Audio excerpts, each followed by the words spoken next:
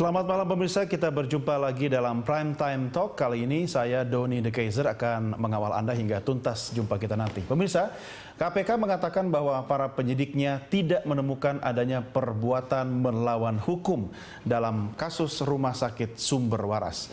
Dan pernyataan itu disampaikan atau berlawanan dengan temuan dari Badan Pemeriksa Keuangan atau BPK yang menyatakan bahwa ada dugaan pelanggaran hukum dalam kasus Rumah Sakit Sumber Waras. Dan inilah yang akan kita diskusikan terkait dengan Sumber Waras sudah selesai. Topik ini akan didiskusikan bersama narasumber pengamat hukum tata negara dari Universitas Pelita Harapan, Dwi Putra Nugraha. Mas Dwi, apa kabar? Sehat? Sehat. Terima kasih bergabung bersama Prime Time Talk. Dan juga nanti pemirsa kita akan berdiskusi dengan anggota Komisi 3 DPR RI, Nasir Jamil, serta mantan pimpinan Komisi Pemberantasan Korupsi, Haryono Umar, yang juga nanti akan bergabung bersama kita. Dan pemirsa jangan lupa Anda juga bisa menghubungi nomor telepon interaktif untuk menyampaikan pertanyaan atau komentar terkait dengan topik yang sedang kita diskusikan malam hari ini. Nomornya silakan Anda hubungi sebagaimana tertayang di layar televisi Anda saat ini. Dan baik pemirsa, sebelum kita mulai diskusi, saya ajak Anda untuk menyimak tayangan yang berikut ini.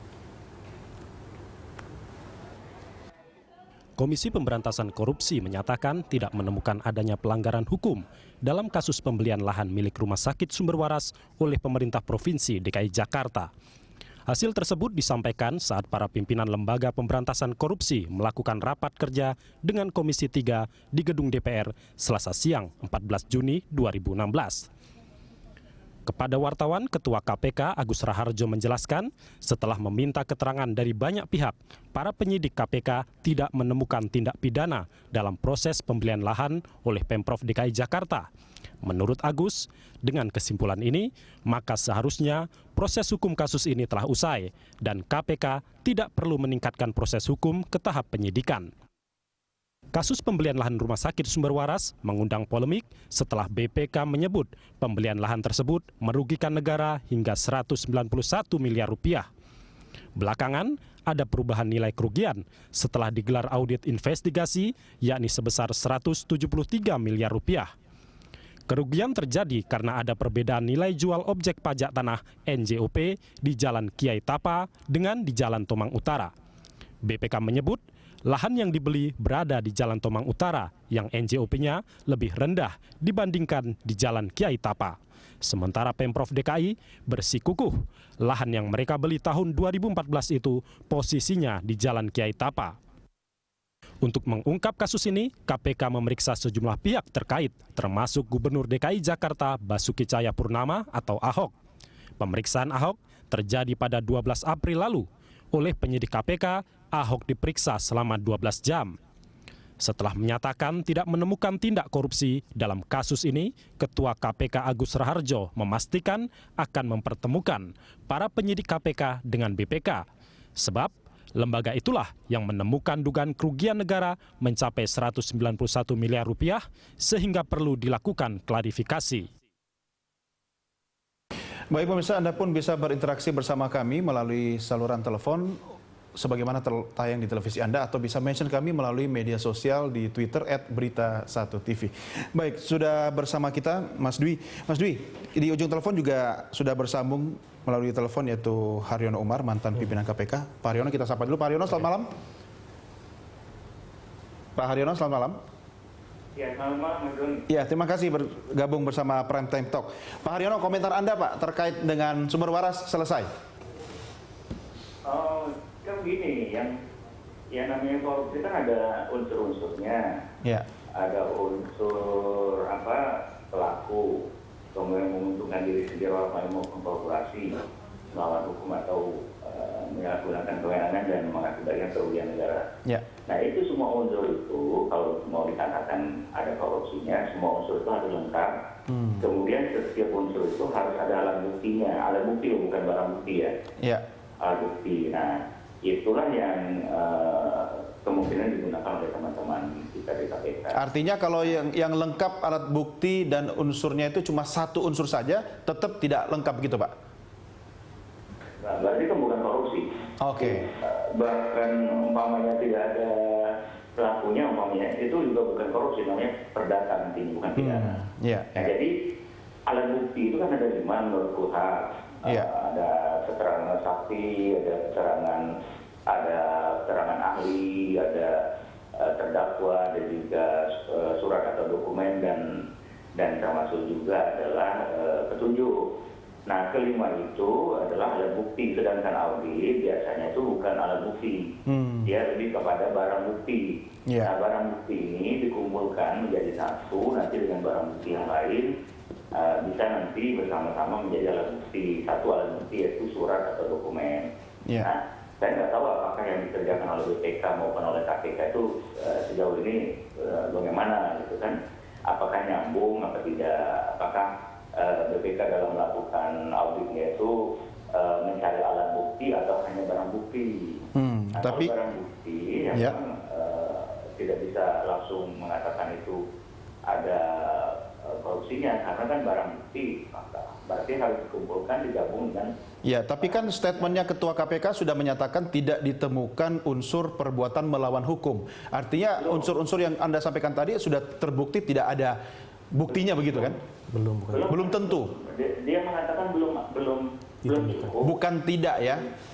Bukan. Dia belum cukup, artinya penyelidikan itu begini, Mas. Pertama, ada 3 kemungkinan akhir dari penyelidikan. Pertama, kalau bukti, 2 alat bukti ada, dia akan ke penyidikan, ada tersangkanya. Kemudian kalau umpamanya ternyata tidak pro justisia, nanti akan ke pencegahan. Atau ya stop dulu sampai menunggu alat bukti informasi yang lainnya, nanti mungkin ada bukti baru seperti itu. Artinya ini belum selesai begitu, Pak ya? Belum, memang tidak boleh KPK selesai itu. Iya. Karena kan kemungkinan nanti ada lagi yang baru gitu. Oke. Baik, Pak Haryono tetap di ujung telepon, saya akan minta komentar Mas Dwi. Mas Dwi, gimana Anda mensikapi soal ini? Ya, pertama yang kita harus lihat dari sisi ketatanegaraan dulu, bahwa BPK itu selevel dengan presiden. Jadi kan kita sejak pasca reformasi, kita sudah sepakati dalam konstitusi bahwa ada 7 lembaga negara yang selevel begitu. Dan ini adalah satu lembaga yang dia masuk dalam urutan RI sampai 10 gitu kan. Nah, dan di dalam konstitusi sendiri dia disebut satu badan pemeriksa keuangan yang akhirnya di dalam undang-undang BPK disebutkan bahwa dia punya kewenangan untuk menilai dan membuktikan ada kerugian negara itu. Nah, ini pertama kan diminta ada LHP-nya. LHP terhadap laporan keuangan DKI Jakarta 2014. Di dalam LHP itu kemudian ada dugaan, ada laporan dari siapa ini, dari Metropolitan Watch gitu, mengatakan bahwa ada indikasi. Akhirnya KPK zamannya Pak Ruki meminta audit investigatif ya kepada BPK, dan BPK menilai ada indikasi atau potensi gitu ya kerugian negara. Nah, di sini jelas, bahkan ketika di perjalanan waktu dalam 1 tahun terakhir ini terlihat jelas BPK mengatakan sudah sangat jelas ada kerugian negara, tetapi KPK mengatakan tidak begitu. Nah, bagi kemarin pernyataan di DPR, kalau saya rasakan ini semacam sebenarnya belum selesai, tetapi ditanyakan terus gitu oleh anggota DPR bagaimana ini akhirnya sampai saat ini memang belum begitu. Jadi nggak tahu besok atau lusa begitu maksudnya kan? Iya, kita sampai saat ini memang unsur PMH itu, perbuatan melawan hukum itu tidak ditemukan begitu. Ya, kalaupun nanti ada dalam perjalanan waktu eventually bakal muncul, ya bisa aja itu barang jadi gitu. Tetapi yang menjadi catatan saya dalam perkembangan administrasi negara dan korupsi, kita harus lihat kembali bahwa yang namanya unsur penyalahgunaan wewenang itu juga harus lihat di dalam Undang-Undang Administrasi Negara, administrasi pemerintahan 30 2014, bahwa penyalahgunaan wewenang itu harus dibawa dulu ke petun.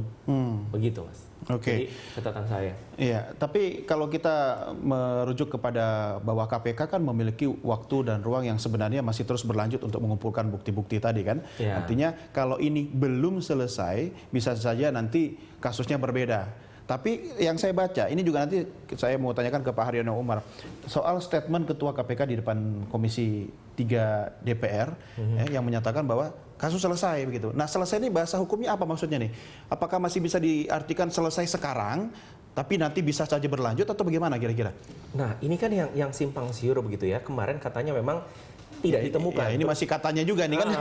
Akhirnya menjadi belum begitu, menjadi belum, dan tadi sampai siang ini kan mereka masih ada RDP begitu kan, antara Komisi 3 dengan KPK.